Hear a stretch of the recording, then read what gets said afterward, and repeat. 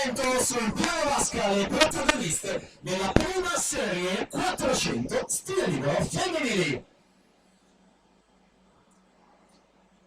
E dunque in prima corsia nuoterà la vice campionessa italiana assoluta della 5 km in vasca. Ha partecipato agli europei assoluti di Horn con la nazionale italiana Barbara Pozzomon, Idros. Al suo fianco in seconda corsia, classe 2002, già nazionale giovanile Mediterranean Cup 2015 con 3 medaglie, Elena Pagato.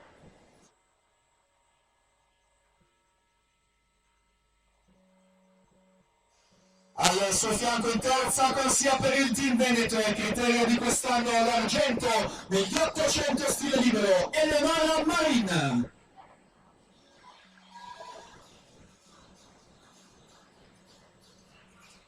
In corsia numero 4 la medaglia d'argento ai campionati italiani di Roma in questa gara. Ha partecipato agli Euro Junior di Piombino di Fondo con la medaglia di bronzo nella 7 km e mezzo. Eleonora Brotto, team Veneto.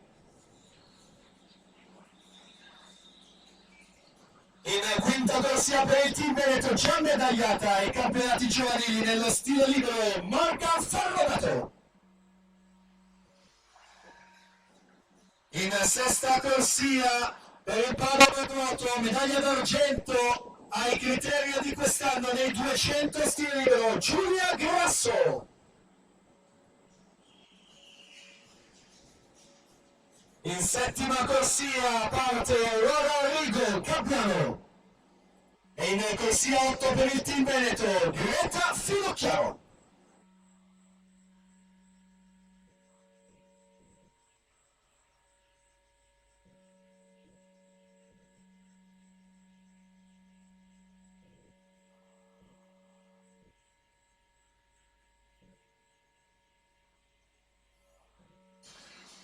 Dunque ci aspetta davvero una grandissima prima serie, restiamo però concentrati sulla seconda serie in corso in questo momento con Ludovica Lugli in seconda corsia, classe 2001, per lei nazionale giovanile ai mondiali junior di fondo con l'argento vinto e la partecipazione ai campionati europei junior di Piombino. In terza corsia Giulia Fraccaro per il team Veneto alla virata dei 300 metri.